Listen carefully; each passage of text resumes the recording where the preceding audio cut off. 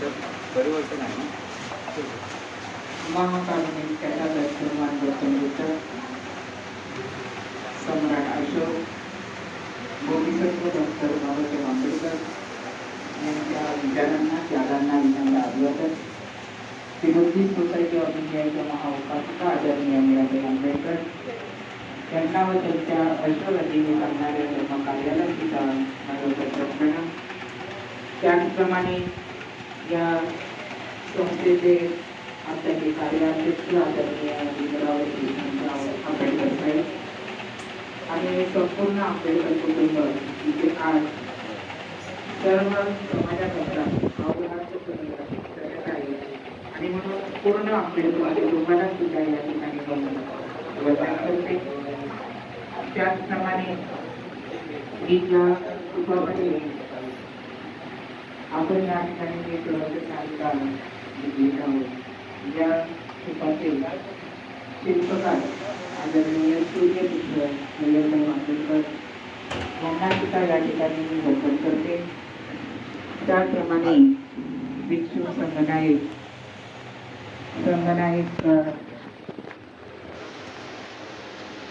जी संघपालवी आणि त्याचप्रमाणे या ठिकाणी त्यांचा पूर्ण संघ त्यांना सुद्धा मी त्यांचा प्रणाम करते. त्याचप्रमाणे या ठिकाणी आज उपस्थित असणारे कार्यकर्ते, मुंबई प्रदेशचे अध्यक्ष आदरणीय विलासराव वानखेडे साहेब, त्याचप्रमाणे महाराष्ट्राचे प्रभारी भिकाजी कांबळे साहेब, अशोक केदारे साहेब सरचिटणीस महाराष्ट्र राज्य, विलास वानखेडे साहेब अध्यक्ष, प्रदीप कांबळे या चैत्यभूमीचे व्यवस्थापक, DM आचार्य जे संस्थापन कार्याचे प्रमुख आहेत, सुनील बनसोडे मुंबई प्रदेशचे सचिव आहेत, सागर लांबे कार्यालय सचिव आहेत, तानाजी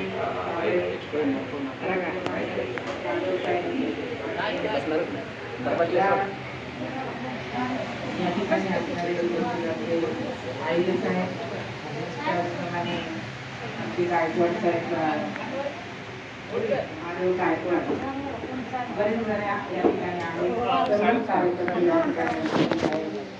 त्याचप्रमाणे आता उपस्थित झालेले राष्ट्रीय उपाध्यक्ष आदरणीय SP भंडारी साहेब या ठिकाणी उपस्थित झालेले त्यांना सुद्धा या ठिकाणी मी जयनीत करते. या ठिकाणी सर्व शाखांमधून झोनमधून जे कार्यकर्ते आलेले आहेत त्या सर्व कार्यकर्त्यांना आणि या ठिकाणी उपस्थित असणाऱ्या माझ्या सर्व बौद्धाचार्य वर्ग या ठिकाणी उपस्थित आहेत. सर्व शील संपन्न श्रद्धा संपन्न माझे धम्म उपासक धम्म भगिनी सर्वांना माझा क्रांतिकारी जय हिंद.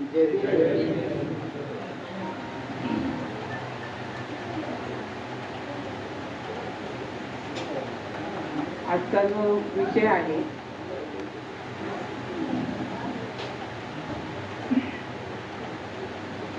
जो या ठिकाणी मला विषय दिलेला आहे तो बौद्ध लेणी, शिलालेख व स्तंभलेख हा विषय या ठिकाणी दिलेला आहे. बौद्ध संस्कृतीच्या ऐतिहासिक पाऊलखुणा की ह्या बौद्ध लेणी, शिलालेख आणि स्तंभलेख हा विषय की हा ऐतिहासिक पाऊलखुणा आहे. इसवी सन 2ऱ्या शतकापासून गुहामध्ये की जे संघ होता तथागत भगवान बुद्धांचा तो निवास करत होता. पण इसवी सन 4थ्या शतकानंतर ते 10व्या शतकापर्यंत बौद्ध धर्म सर्व क्षेत्रामध्ये सर्वोच्च शिखरावरती पोहोचलेला होता. असा हा बौद्ध धर्म की त्या धर्मामध्ये तथागत भगवान बुद्धांनी 84,000 स्कंद सांगितले होते आणि हे 84 स्कंद त्या काळामध्ये भिक्षूंनी मुखवधित केलेले होते. म्हणजे अशा प्रकारे की या धर्माची चांगल्या प्रकारे भरभराट झाली होती आणि तो सर्वोच्च शिखरावरती गेलेला असा धम्म त्या काळामध्ये शिल्पकला, चित्रकला आणि स्थापत्यकला ह्या होत्या. आजच्यासारखी त्यावेळेला बुद्ध विहाराची जी निर्मिती केली जाते ती त्या काळामध्ये नव्हती. त्या बौद्ध धम्मामध्ये ती लेणी गुंफा निर्माण करण्याची संकल्पना त्या काळापासून उदयास आलेली होती. आणि म्हणून की जो संघ तथागत भगवान बुद्धांचा जो संघ होता, तो संघ ज्या वेळेला धम्म प्रचार आणि प्रसार करण्यासाठी की अनेक नगरांमधून, राज्यांमधून, खेडोपाडी गावांमधून ज्या वेळेला की प्रत्येक सीझनमध्ये, मग उन्हाळा असो, पावसाळा असो, हिवाळा असो, या प्रत्येक सीझनमध्ये तो पायी जायचा आणि त्या ठिकाणी धम्माचा प्रचार आणि प्रसार करत असायचा. तर धम्माचा प्रचार आणि प्रसार करत असताना की पावसाळ्याच्या काळामध्ये या बौद्ध भिक्षूंना अतिशय त्रास सहन करावा लागत असतो. कारण की पूर्वी या भारताला जम्बूद्वीप म्हणून संबोधलं जात होतं आणि ह्या जम्बूद्वीपामध्ये की शेतकी प्रधान हा देश असल्यामुळे त्यावेळेला की संघाचा एक नियम असतो, तो आजही आपण पाहतो की जो संघ ज्यावेळेस भिक्षाटनासाठी किंवा धम्म प्रचारासाठी ज्यावेळेस निघतो त्यावेळेला तो एका लाईनीमध्ये चालत असतो, एका पाठोपाठ एक असे चालत असतात. कुठल्याही प्रकारचा गोंधळ नसतो. की त्यांची मुद्रा जी असते ती अतिशय शांत आणि खूप छान प्रकारे त्यांचं ते नियोजन असतं आणि तशा प्रकारे ते जात असतं. हे आजही आपल्याला चैत्यभूमीला ज्यावेळेस संघ बसतो आणि ज्या वेळेला संघाला भिक्षाटनासाठी बाहेर घेऊन जातात त्यावेळेला आपण ते दृश्य आजही या ठिकाणी पाहतो. अशा प्रकारे की हा संघ ज्या वेळेला पावसाळ्यात फिरत असायचा, तो पावसाळ्यात फिरत असताना त्यांना त्यावेळेला खूप त्रास या गोष्टीचा व्हायचा की त्यांचे शिवरही भिजायचे. दुसरी गोष्ट की पावसाळ्यामध्ये की शेतामध्ये धान्य असायचं, त्याच प्रकारे या पावसामध्ये की जीवाणू नवीन जन्माला येतात त्याची सुद्धा हानी होत असे. आणि मग या सर्वच गोष्टींसाठी त्यावेळेला की ही संकल्पना उदयास आली की त्यांना निवारा हवा होता. आणि काही काळानंतर तथागत भगवान बुद्धाच्या संघामध्ये वर्षावास हा चालू झाला होता. वर्षावास याकरता की हे सगळं अपत्य संकट हे टाळण्यासाठी वर्षावास चालू झाला. आणि वर्षावास चालू झाल्यामुळे की त्यावेळेला ती संकल्पना की त्यांचे जे भिक्षू असायचे त्या भिक्षूंचे जे श्रद्धावान उपासक असायचे ते उपासक भिक्षू यांनी मिळून त्यावेळेला ही गुहा तयार केल्या आणि त्या ठिकाणी भिक्षूंचं निवासस्थान राहण्यासाठी की त्याला संघ आराम असं सुद्धा म्हटलं जातं किंवा भिक्षू निवास असंही म्हटलं जातं. विहार सुद्धा, कारण विहार याकरता म्हटलं जातं की त्या ठिकाणी भिक्षूंचं विहार म्हणजे वास्तव्य त्या ठिकाणी असतं असंही म्हटलं जातं. आणि म्हणून त्या ठिकाणी सगळ्यात प्रथम ही कल्पना उदयास आली आणि मग गुहा तयार झाल्या. गुहा तयार झाल्यानंतर अनेक बंदी त्या ठिकाणी ती आपापलं निवासस्थान करून त्यांचं आसन तयार करून त्या ठिकाणी राहू लागले. राहिल्यानंतर की अनेक जे श्रद्धावान उपासक होते, राजे होते, व्यापारी होते, हे त्यांच्या भेटीला त्यावेळेला त्या ठिकाणी यायचे. आणि मग त्याच कल्पनेतून की लेणी हा प्रकार की लेणीमध्ये की स्तूप असला पाहिजे आणि स्तूपात की ते सभागृह तयार झालं. अशा प्रकारे हे सभागृह जे तयार झालेलं आहे त्याला चैत्यगृह म्हटलं जातं. या चैत्यगृहामध्ये बौद्ध धर्मातील प्रार्थना, उपासना, त्याचप्रमाणे जे प्रवचन हे व्हायचं त्यासाठी ते सभागृह त्या ठिकाणी त्यांनी कोरीव काम झालेलं आहे. आणि हे कोरीव काम झाल्यानंतर की या सभागृहामध्ये की जो केंद्रबिंदू असतो, पूजेचा जो केंद्रबिंदू आहे तो केंद्रबिंदू म्हणजे स्तूप असतो आणि त्या स्तूपाला केंद्रबिंदू मानून त्या ठिकाणी पूजा, प्रार्थना, उपासना ही केली जात असायची. त्याचप्रमाणे की तो स्तूप जो बांधला जातो तो सभागृह जो बांधला जातो त्या सभागृहाला सुद्धा की अतिशय सुंदर अशी कमनीय अशी अवस्था असते. आणि त्याच प्रकारे की या स्तूपाच्या भोवती की काही जे खांब तयार केलेले असतात, जे खांब आहेत त्याला देखील की स्तंभ म्हटलं जातं. हे अनेक खांब तयार केले जातात आणि तो सभागृह ज्यावेळेस तयार होतो त्या सभागृहामध्ये की प्रदक्षिणा करण्यासाठी जे बाहेरून लोक आलेले असतात, जे उपासक आलेले असतात, त्यांना सुद्धा कुठल्याही प्रकारची अडचण न होता त्यांना सुद्धा त्या ठिकाणी प्रदक्षिणा घालता येईल अशा प्रकारची व्यवस्था केलेली असते. ह्या लेण्यांमध्ये प्रामुख्याने आपल्याला पाहायला मिळतं की या लेण्यांमध्ये सुद्धा की कोरीव काम झालेलं आहे, की जे खरोखर काही उपासक जे श्रद्धावान होते ते आणि भंतीजी यांनी मिळून त्यावेळेला या लेण्यांमध्ये की तथागत भगवान बुद्धांच्या जीवनातील जे प्रसंग आहेत ते प्रसंग त्या ठिकाणी कोरलेले आहेत. ते प्रसंग इतके मनमोहक आणि सुंदर असतात. ते पाहत असताना की आपल्याला ही गोष्ट जाणवते की ती जी चित्रकला त्या ठिकाणी सादर केलेली आहे ते प्रसंग की भगवान बुद्धाच्या जीवनातले जे प्रसंग त्या ठिकाणी उभे केलेले आहेत त्या प्रसंगांना सुद्धा की अतिशय मनमोहक करण्याकरता की रंगरंगोटी म्हणजे ती चित्रकला रंगामध्ये सुद्धा ती त्या ठिकाणी केलेली आहे. ते रंग की नैसर्गिक रंग भरलेले आहेत आणि हे नैसर्गिक रंग भरत असताना आपल्याला जाणवेल की त्या चैत्यगृहात गेल्यानंतर तिथे उखळ असतं. त्या उखळामध्ये ही नैसर्गिक रंग तयार केले जातात. त्याचप्रमाणे की उखळाचा उपयोग की त्या ठिकाणी जे भरतीजी राहत असायचे त्यांच्यासाठी जे औषध उपचार करावे लागायचे त्यासाठी सुद्धा या उखळाचा उपयोग की त्याच्यामधून औषध तयार करणं अशा प्रकारे या उखळाचा उपयोग त्या ठिकाणी केला जायचा. या लेण्यांमध्ये आपण ज्या वेळेला जातो त्यावेळेला प्रामुख्याने आपल्याला एक गोष्ट की लेण्यांमध्ये पाण्याचे कुंड सुद्धा त्यांची बाहेर असतात आणि साहजिकच आहे की तिथलं वातावरण जे आतलं असतं ते अतिशय थंड असतं आणि खूप चांगल्या प्रकारचं असतं की जेणेकरून तिथे गेल्यानंतर एक चित्ताची एकाग्रता होऊ शकते. अशा प्रकारचं पोषक वातावरण त्या ठिकाणी आपल्याला पाहायला मिळतं. म्हटलं जातं आपण इतिहास ज्या वेळेला वाचतो त्यावेळेला इतिहासामध्ये की तथागत भगवान बुद्धांचं महापरिनिर्वाण झाल्यानंतर की प्रथम 8 जे स्तूप होते हे स्तूप त्यांच्या की शारीरिक धातू जे होते याच्यावरती बांधले होते आणि 2 स्तूप बांधले गेले. ही रक्षा होती त्या राखेवरती एक स्तूप बांधला गेला. त्याचप्रमाणे कोळसा होता त्यांना अग्नी दिला आणि त्या अग्नीचा जो कोळसा राहिलेला होता त्या कोळशावर स्तूप बांधला होता. म्हणजे एकूण 10 स्तूप बांधले गेलेले होते.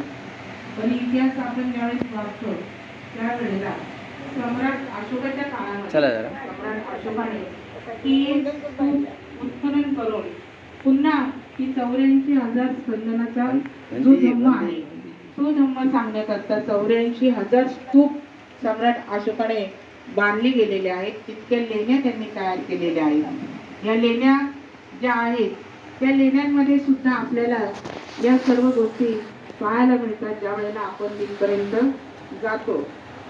हे सर्व पाहत असताना की हे जे चैत्यस्तूप आहेत हे चैत्यस्तूप 5 प्रकारचे आहेत. एक प्रकार आहे की जो ज्याला धातुस्तूप म्हटलं जातं की तिथे शरीराचे अवशेष असतात. मग ते तथागत भगवान बुद्धांचे असतील किंवा त्या काळामध्ये अनंत झालेले जे भंते होते त्या भंतांच्या सुद्धा अस्थी आहेत आणि तशाच प्रकारे ते स्तूप बांधले गेलेले आहेत. उदाहरणार्थ आपण सांचीचा स्तूप जो आहे महामोगलाई यांची अस्थी त्या ठिकाणी आहे हे आपल्याला पाहायला मिळतं. त्याच प्रकारे की हा झाला एक शारीरिक अवशेषाचा स्तूप झाला. की परिभौगोलिक स्तूप की ज्याला म्हटलेला आहे वास्तुस्तूप की ज्या तथागत भगवान बुद्धांच्या वस्तू आहेत त्या वस्तूंवरही स्तूप बांधले गेलेले आहेत. तशाच प्रकारे की जे अनंत झालेले भंते होते त्या भंतींच्या सुद्धा वास्तू आहेत त्यांची सुद्धा वस्तू ज्या आहेत त्याच्यावर सुद्धा स्तूप तयार केलेले आहेत. त्यानंतर तिसरा प्रकार आहे उद्देशिका म्हणजे स्मारक. उद्देशिका म्हणजे स्मारक. स्मारक स्तूप त्याला म्हटलेलं आहे. हे उद्देशिका स्तूप म्हणजे स्मारक स्तूप जे आहे ते भगवान बुद्धांच्या आयुष्यातील ज्या ज्या ठिकाणी की ज्या महत्वाच्या घटना घडलेल्या आहेत त्या घटना घडल्यानंतर त्या ज्या ठिकाणी हे स्तूप जे तयार झालेले आहेत. उदाहरणार्थ लुंबिनी, बौद्धगया, सारनाथ, कुशीनगर इत्यादी ठिकाणी की जिथे तथागत भगवान बुद्धांची पावलं लागलेली आहेत, त्यांच्या जीवनातले महत्वाचे प्रसंग त्या ठिकाणी झालेले आहेत. त्या ठिकाणी सुद्धा जे स्तूप आहेत त्याला उद्देशिका म्हणजे स्मारक स्तूप म्हटलेलं आहे. प्रतिमात्मक स्तूप ज्याला म्हटलेलं आहे ते बौद्ध तत्वज्ञानाच्या आध्यात्मिक प्रगतीचे विविध पैलू दर्शविण्यासाठी हे स्तूप बांधले गेलेले आहेत. त्याचप्रमाणे मनोवती स्तूप जे आहे की जो मुख्य स्तूप असायचा त्या मुख्य स्तूपाला ज्या वेळेला की जे उपासक भिक्षू हे त्या ठिकाणी तितक्याच श्रद्धेने की ज्या ठिकाणी यायचे दर्शन घ्यायचे आणि दर्शन घेतल्यानंतर की एक माणूस हा भावुक आहे, श्रद्धावान आहे आणि श्रद्धावान भावुक असल्यामुळे की त्यांच्या ज्या काही इच्छा असायच्या आकांक्षा असायच्या त्या जर पूर्ण झाल्या की मग त्या स्तूपाच्या बाहेर जे सभागृह असायचं त्या सभागृहाच्या त्या लेण्याच्या बाहेर सुद्धा अनेक जे लहान लहान स्तूप बांधले जातात त्याला मनोती म्हणजे मनोकामना जी पूर्ण होते आणि मग ते स्तूप सुद्धा बांधले गेलेले आहेत. अशा प्रकारे की हे चैत्य स्तूप जे आहेत हे 5 प्रकारचे स्तूप आपल्याला पाहायला मिळतात. या स्तूपामध्ये जी या लेण्यांमध्ये जी रंगरंगोटी केलेली आहे जी शिल्प काढलेलं आहे त्या शिल्पामध्ये जर आपण पाहिलं तर वेरूळ जी लेणी जी आहे तर त्या वेरूळच्या लेणीमध्ये ती अगदी प्रसिद्ध शिल्प आपल्याला पाहायला मिळतं. ते पद्मपाणी मुद्रा असलेलं तथागत भगवान बुद्धांचं जी चित्र आहे ते अतिशय सुरेख चित्र अगदी रंगाने भरलेलं आणि सुंदर ती पद्मपाणी मुद्रा वज्रपाणी मुद्रा असलेले तथागत भगवान बुद्धांची की जी आपण ती जी चित्र आहेत ती जे आसन आहे त्यांचं ते आपल्याला इतर अन्य ठिकाणी कुठे शक्यतो जास्त पाहायला मिळत नाही. पण ते जे शिल्प आहे ते इतकं सुंदर आणि मनमोहक आहे की आजही आपण पाहतो की कित्येक चित्रकार त्या ठिकाणी जाऊन त्या ठिकाणचं जे चित्र जे आहे ते जे शिल्प आहे की जे तथागत भगवान बुद्धांनी हातात घेतलेलं पद्मपाणी म्हणजे पद्म म्हणजे कमळ हे कमळ हातामध्ये घेतलेलं आहे आणि त्यांचा चेहरा तितकाच करुणामय झालेला आहे आणि तशा प्रकारे की त्यांच्या डोक्यावरती हिरे जडजडीत मुकुट असा आहे, अंगावरती दागिने आहेत. त्याचप्रमाणे की ते कमळ हातामध्ये असलेलं ते शिल्प हे शिल्प जी आहेत ही शिल्प जी तयार केलेली आहेत ह्या शिल्पामधून धम्माचा संदेश दिला जातो की ज्याप्रमाणे कमळ चिखलामध्ये असतं पण तरी सुद्धा त्याचं जे सौंदर्य आणि त्याचं जे उमलणं त्याच्यामध्ये असणारा निर्मळपणा जो आहे हा तथागत भगवान बुद्धांना की भावलेला आहे. अशा प्रकारे की ह्याच्यातून शिकण्यासारखं असतं, काही आपण घेण्यासारखं असतं. तशाच प्रकारे की जीवन हे असंच असलं पाहिजे, निर्मळ असलं पाहिजे, प्रज्ञावान असलं पाहिजे, लोकांना सुख देणारं असलं पाहिजे तर त्या जीवनाला खरा अर्थ असतो. तशाच प्रकारे की वज्रपाणी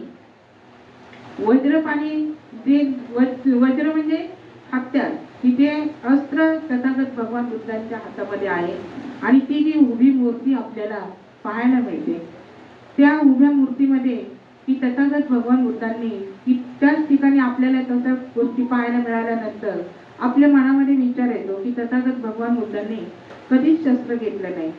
पण ही कलाकाराच्या मनातल्या भावना आहेत आणि त्या कलाकारांनी त्या भावना तिथे व्यक्त केलेल्या आहेत. ते वज्रपाणी ते शस्त्र म्हणजे अज्ञानावर मात करणारं शस्त्र आहे. अंधकार दूर सारण्याचं ते शस्त्र तथागत भगवान बुद्धांनी उचललेलं आहे. ही एक कल्पना त्या ठिकाणी व्यतीत केलेली आहे आणि तशा प्रकारे ही तथागत भगवान बुद्धांची चित्र आपल्याला त्या ठिकाणी पाहायला मिळतात. त्यांचा जन्म झालेला, त्यांचा ज्या वेळेला रथाचा सारथी, छन्ना, कंटक, घोडा याची सुद्धा चित्र तिथे पाहायला मिळतात. अनेक प्रकारचे की भगवान बुद्धांच्या जीवनाचे जे जे काही की प्रसंग आहेत त्या प्रसंगाची चित्र आपल्याला त्या ठिकाणी पाहायला तर मिळतातच.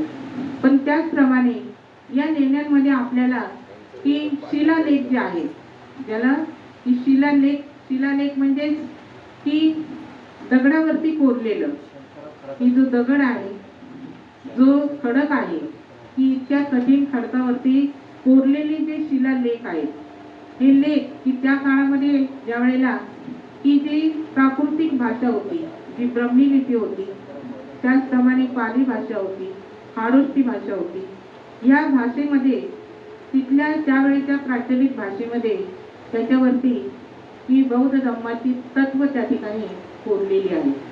आणि ती तत्वही कोरलेली आहेत.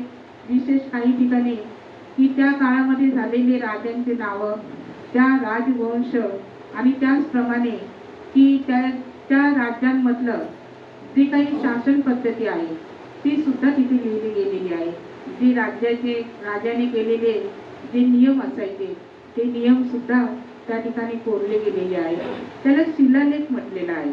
सम्राट अशोकाच्या काळामध्ये की असे अनेक शिलालेख सम्राट अशोकाने तयार केलेले आहेत आणि त्या शिलालेखांमध्ये सम्राट अशोकाने की आपल्या राज्यामध्ये चालणारा जी शासन व्यवस्था आहे त्याच्याबद्दल तर माहिती दिलीच, पण तत्काळात भगवान बुद्धांचं जे धम्माची तत्व होती ती तत्व सुद्धा की पंचशील झालं, अष्टशील झालं किंवा दशशील झालं, 10 पारमिता झाल्या, ही काही धम्माची जी तत्व होती ही तत्व त्या ठिकाणी कोरली गेलेली होती. आणि म्हणून अशा प्रकारचे शिलालेख तयार झाले. हे शिलालेख ज्या वेळेला की हे पुरातन विभागाने ज्या वेळेला उत्खनन करून आज काढलेले आहेत, कारण की धम्म जो आहे हा फार पूर्वीचा इसवी सन पूर्व काळामध्ये जो धम्म होऊन गेलेला आहे, इसवी सनही नव्हतं त्या काळामध्ये जो धम्म झालेला आहे जवळजवळ 550 वर्षापूर्वी. आणि मग त्यानंतर की जसजसा काळ बदलत गेलेला आहे तसतसं मात्र की नंतर शोध लागलेला आहे की कागदाचा शोध नंतर लागलेला आहे, पण तोपर्यंत काही कागदाचा शोध लागलेला नव्हता. पण त्यांना जे काही वचनं होती तथागत भगवान बुद्धांची ती वचनं त्यांनी जी कोरून ठेवलेली आहे, हा इतिहासाचा जो वारसा आहे तो आज आपल्याला पाहायला मिळतो की ज्या ज्या ठिकाणी उत्खनन होतं त्या ठिकाणी तथागत भगवान बुद्धांचे शिलालेख म्हणा, मूर्त्या म्हणा किंवा त्या काळची भांडी, हे सर्वच गोष्टी आपल्याला की आपण पाहतो की अनेक पेपरमध्ये सुद्धा येतं, बातम्यांमध्ये सुद्धा येतं की अमुक ठिकाणी खोदकाम झालं तर तिथे या वस्तू सापडल्या. म्हणजे ही बुद्धाची भूमी. या जम्बूद्वीपामध्ये सर्वच ठिकाणी की बुद्ध की तथागत भगवान बुद्धांचा धम्म हा सर्वोच्च शिखरावरती असणारा धम्म त्या काळामध्ये सुद्धा सम्राट अशोकाने तशाच प्रकारे या धम्माचा प्रचार आणि प्रसार करत असताना त्या ज्या पाट्या की ज्या लिहिल्या होत्या, जे शिलालेख लिहिले होते ते शिलालेख त्यातल्या 2 पाट्या येशू ख्रिस्त यांना ज्यावेळेस भेटल्या त्यावेळेला येशू ख्रिस्तांनी त्या आज्ञा होत्या ते जे शील त्याच्यामध्ये दिलेले होते, जसं शील ते सांगितलेले होते त्यातले काही शील की काही म्हणजे जवळजवळ 5 ते 7 शील त्यांनी बौद्ध धम्माचीच घेतलेली आहेत, ती त्यांच्या बायबलमध्ये आहेत. आणि म्हणून आपल्याला की ती घेताना त्यांनी काय सांगितलं की मला हे देवाने दिलेल्या आज्ञा आहेत, मला या 2 पाट्या ज्या मिळालेल्या आहेत, या 2 पाट्या ज्या आहेत या देवाने पाठवलेल्या ज्या आज्ञा होत्या ते या पाट्यांवरती लिहिल्या गेलेल्या आहेत आणि ते मला मिळालेलं आहे. पण तसं नाहीये. सम्राट अशोकाने जे शिलालेख तयार केलेले होते ते शिलालेख त्यावेळेस ते त्यांना मिळाले. आणि मग तशा प्रकारे की आपण पाहतो की सर्वच धर्मांमध्ये अहिंसा सांगितलेली आहे, काही धर्मांमध्ये तर पराकोटीची सांगितलेली आहे, पण तथागत भगवान बुद्धांचा मार्ग मात्र मध्यम मार्ग सांगितलेला आहे आणि तशा प्रकारची अहिंसेच्या प्रकारे सांगितलेली आहे. ही आपल्याला की या शिलालेखांमध्ये की त्याच्या राज्यांची सीमा, त्याचप्रमाणे राजकीय आदेश आणि धम्म संस्कृती, सामाजिक जीवन कसे होते त्या काळचे, हे सगळं आपल्याला त्या ठिकाणी पाहायला मिळतं.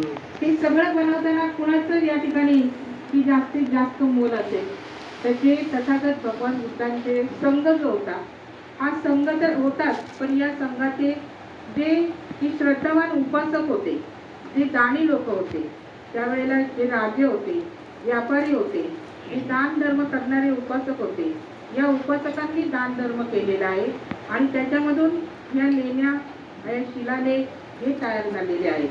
आणि मग हे शिलालेख तयार झाल्यानंतर आपल्याला माहिती आहे की जे स्तंभलेख जे आहेत, ते स्तंभलेख तर नगरीच्या वेशीवरती सुद्धा ते स्तंभलेख असायचे, कारण की मोठा उंच खडक घेतला जायचा आणि त्या खडकाला गुळगुळीत केलं जायचं. तो गुळगुळीत केलेला जो खांब असायचा, त्या खांबावरती त्या ठिकाणी त्यावेळेला ही बौद्ध धर्माची जी तत्व असायची ती कोरली जायची. अशाच प्रकारे की नंतर मात्र की त्यावेळेला मौर्य संस्कृती होती, नाग लोकांची संस्कृती होती, हे आपल्याला दर्शन म्हणजे पाहायला मिळतं. कारण की अनेक लेण्यांमध्ये आपण ज्यावेळेस पाहतो त्यावेळेला की त्या ठिकाणी भव्य असे नाग सुद्धा आपल्याला पाहायला मिळतात. म्हणजे नाग लोकांची जी संस्कृती हे सुद्धा आपल्याला पाहायला मिळतं. तशाच प्रकारे की हे स्तंभ जे तयार केलेले आहेत, या स्तंभावरती सुद्धा आपल्याला तशा प्रकारची कोरीव जे काम आहे हे आपल्याला त्या ठिकाणी पाहायला मिळतं. त्याच प्रकारे की जे स्तंभ तयार केलेले होते ते स्तंभ त्याला अशोक स्तंभ देखील म्हटलं जातं. या अशोक स्तंभाच्या राज्यामध्ये जो काही राजकारण, कशा प्रकारची शासन व्यवस्था होती, या शासन व्यवस्थेचं दर्शन या स्तंभलेखामधून होतं. धम्माची तत्व की जे अहिंसा, करुणा, सत्य, धार्मिक सहिष्णुता ही आपल्याला संदेश देणारी तत्व सुद्धा या स्तंभावरती पाहायला मिळतात. तर या जे स्तंभ सम्राट अशोकाच्या काळातले जे स्तंभ आहेत, ते स्तंभ काही ठिकाणी की आपल्याला माहिती आहे की सम्राट अशोकाच्या काळातला जो सारनाथ मध्ये असणारा जो स्तंभ आहे, तो या स्वतंत्र भारताचे राष्ट्रीय चिन्ह म्हणून आपण पाहतो. या स्तंभावरती 4 सिंह आहेत. हे 4 सिंह तोंड उघडे करून 4 दिशांना आहेत. या स्तंभाची काही सांकेतिक भाषा आहे. या स्तंभाचे ज्यावेळेस आपण वर्णन करतो, ज्यावेळेला तो पाहतो, त्यावेळेला या स्तंभावरती असणारे जे 4 सिंह 4 दिशांना जी त्यांनी गर्जना की सम्राट अशोकाने धम्माच्या बाबतीत जी केलेली गर्जना की जे सत्य आहे तेच लोकांपर्यंत सांगितलेलं आहे. तथागत भगवान बुद्धांनी सांगितलं नाही की तुम्ही उपास तापस करा आणि मग मी तुम्हाला पावेल, अशातला भाग त्यांनी सांगितलेला नाहीये. सत्य जे काही आहे, जे सत्य आहे ते आपण स्वीकारलं पाहिजे. आणि म्हणून या 4 सिंहाची निर्मिती की बौद्ध धम्म हा सत्य आहे. आणि मग त्याने या 4ही दिशांना त्यावेळेस की आव्हान केलेलं आहे, म्हणजे निर्भयता आहे. त्या 4 सिंहाचं प्रतीक म्हणजे निर्भयता. कारण सत्य सांगायला कोणालाच घाबरायचं नसतं, कारण जे सत्य असतं त्याच्यावर आरूढ झाल्यानंतर की आपण त्याला कोणाला कधीच घाबरत नसतो. म्हणून ते जे चिन्ह आहे ते निर्भयतेचं प्रतीक आहे. त्याचप्रमाणे की जे अशोक चक्र आहे, त्याच्यामध्ये जे अशोक चक्र आहे हे 24 आऱ्यांचं आहे, की जे अज्ञानापासून आपल्याला विज्ञानाकडे नेण्याचा मार्ग दाखवतो. हा इतिहास आजही आपण सांगतो. 24 आऱ्यांचा जो इतिहास आहे हा प्रत्येक ते समुत्पाद याच्यामध्ये सांगितलेला आहे. आणि कारणाशिवाय काहीच घडत नाही की कुठल्या गोष्टी ह्या पूर्ण परिपूर्ण धम्माचं एक सांकेतिक भाषा असणारं की 24 आऱ्यांचं जे चिन्ह त्या ठिकाणी आहे ते सुद्धा आपल्याला या स्वतंत्र भारताच्या निशाण जे आहे आज त्याच्यावरती झळकताना आजही आपल्याला या अशोक चक्र जे आहे हे पाहायला मिळते. म्हणजे अशा प्रकारे की जी सम्राट अशोकाची जो स्तूप आहे, या स्तूपाला 4 प्राण्यांचे टेकू दिलेले आहेत. हे 4 प्राण्यांचे टेकू म्हणजे की प्रत्येक 2 प्राण्यांच्या मध्ये एक चक्र असतं की हे धम्मचक्र आहे. आणि हे धम्मचक्र गतिमान करण्यासाठी ते एक सांकेतिक की हे टेकू जे आहेत हे काही इतिहास वजा की हे आपल्याला प्रात्यक्षिक कशा प्रकारे की जो बैल आहे तर बैलाचं सुद्धा की ते सांकेतिक आपल्याला की सांगता येऊ शकतो की तो इतिहास जो आहे की कपिलवस्तू नगरीमध्ये 7 दिवस अगोदर आषाढ पौर्णिमेच्या आधी वक्र मंगल दिन जो साजरा केला जायचा, शेतकऱ्यांचा उत्सव त्यावेळेस व्हायचा. आणि हा वृषभ, हा बैल म्हणजे मेहनती आहे, ताकदवान आहे. आणि त्याचप्रमाणे की त्याच्यामध्ये असणारी जी सहनशीलता आहे ही प्रत्येक व्यक्तीकडे असणं गरजेचं आहे. त्याचप्रमाणे ते बैल, की त्या बैलामुळे त्यावेळेला ती शेती नांगरली जात होती. त्यानंतर की जो हत्ती दाखवलेला आहे, हत्ती ही बौद्ध धर्मामध्ये बोधिसत्वाचं प्रतीक आहे. की बोधिसत्व ज्या वेळेला की आषाढ पौर्णिमेला महामायेला स्वप्न पडलं, त्यावेळेला महामायेच्या स्वप्नामध्ये बोधिसत्व प्रगट झाले. सफेद पांढरा शुभ्र हत्ती त्यावेळेस तो बोधिसत्वाच्या रूपामध्ये प्रगट झाला. आणि मग महामायेला म्हटले की मला शेवटचा जन्म घ्यायचा आहे, मला पृथ्वी तलावरती यायचं आहे. त्याचंही ते प्रतीक, तो इतिहास आहे. आणि त्याच्या पाठीमागे तो इतिहास असणारा ते बोधिसत्वाचं प्रतीक आपल्याला म्हणून सुद्धा पाहता येईल. त्याचप्रमाणे धम्माच्या मार्गाने जर आपण त्याच्याकडे जर पाहिलं तर धम्म हा कशा प्रकारे करुणेचा असला पाहिजे, हा कशा प्रकारे विनयशील असला पाहिजे. की ज्या वेळेला हत्ती चालतो, ज्या वेळेला हत्ती आपल्या मार्गावरून चालत असतो, त्यावेळेला की कोणी किती काही बोलो, पण मात्र त्याचा मार्ग काही सुटत नसतो. कारण त्याचा मार्ग सत्याचा असतो. त्याला ज्या ठिकाणी जायचं असतं त्या ठिकाणी मात्र तो पोचत असतो. अशा प्रकारे सुद्धा आपल्याला त्याचा मथित अर्थ मिळू शकतो. तशाच प्रमाणे की नंतरचा प्राणी जो आहे तो प्राणी आहे की अश्व दाखवलेला आहे, की जो घोडा दाखवलेला आहे. अश्व म्हणजे घोडा, जो घोडा तो त्या ठिकाणी दाखवलेला आहे. तो घोडा सुद्धा असा आहे की घोड्यामध्ये चपळता आहे. आणि हा धम्म जो आहे, तथागत भगवान बुद्धांचा धम्म जो आहे, हा त्या काळात सुद्धा अश्वगतीने धावत होता.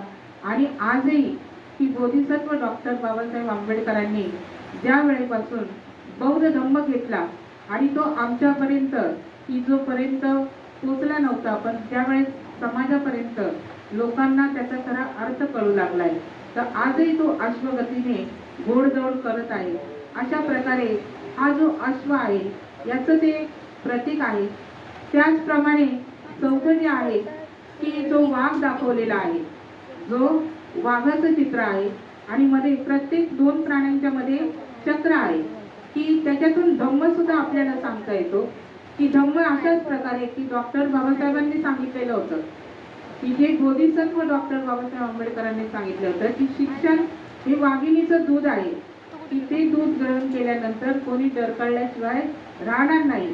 तशाच प्रकारे की धम्माची जी सत्यावरती असणारी तत्व आहे, ती तत्व ज्या वेळेला लोक आत्मसात करतील त्यावेळेला या वाघासारखी डरकाळी फोडल्याशिवाय राहणार नाही, अन्यायाविरुद्ध बंड करून उठू शकतात.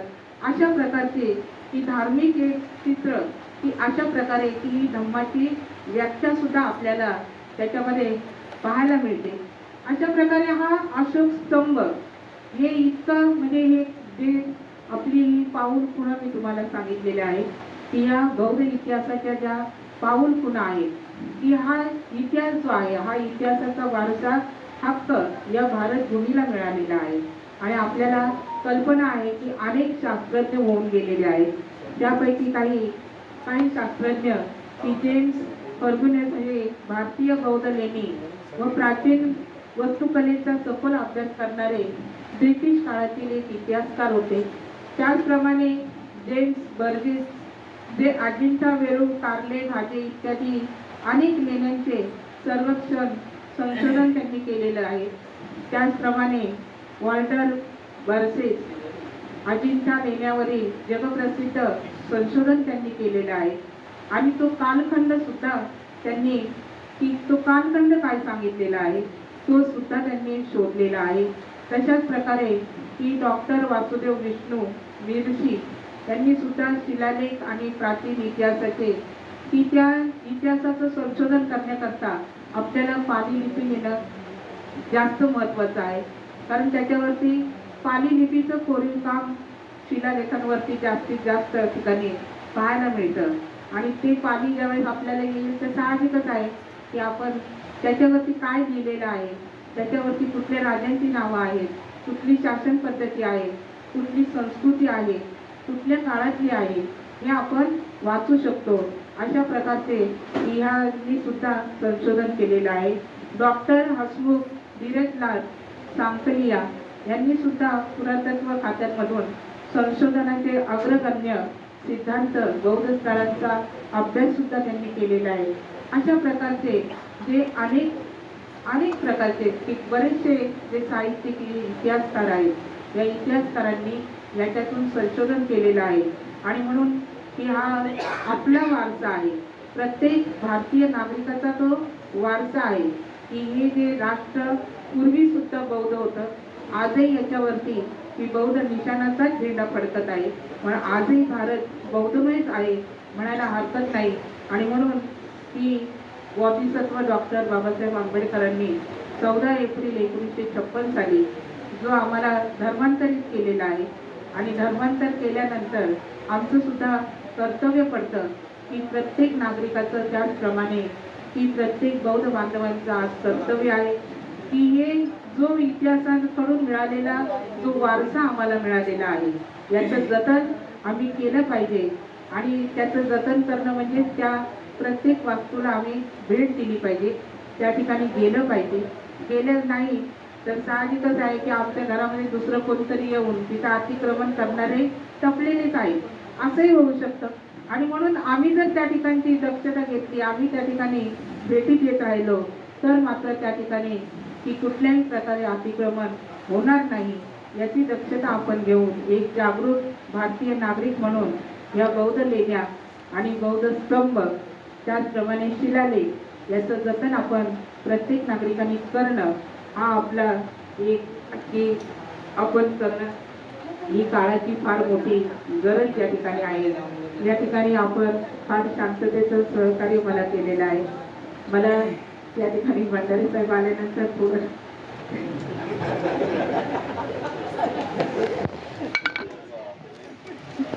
तरी सुद्धा कारण वेळेमध्ये विषय संपवणं आणि जो विषय दिलाय त्याच विषयाला न्याय देणं हा संस्थेचा एक नियम आहे. आणि त्याप्रमाणे आपण प्रत्येक लेणीचं जर सांगत राहिलो तर प्रत्येक लेणीचा फार मोठा इतिहास आहे. पण या ठिकाणी मी तुम्हाला ही संक्षिप्त स्वरूपामध्ये हा जो विषय आहे या विषयाची फक्त तोंड ओळख करून दिलेली आहे. मात्र आता संशोधन मात्र आपल्याला करायचं आहे. अशा प्रकारे सांगून या ठिकाणी सर्वांनी अगदी शांततेचं सहकार्य दिलं म्हणून या ठिकाणी सर्वांचे आभार मानते. मुंबई प्रदेशने या ठिकाणी मला बोलण्याची संधी दिली म्हणून मुंबई प्रदेशचे सुद्धा या ठिकाणी आभार मानते आणि इथेच थांबते. जय भीम, जय बुद्ध, जय संविधान.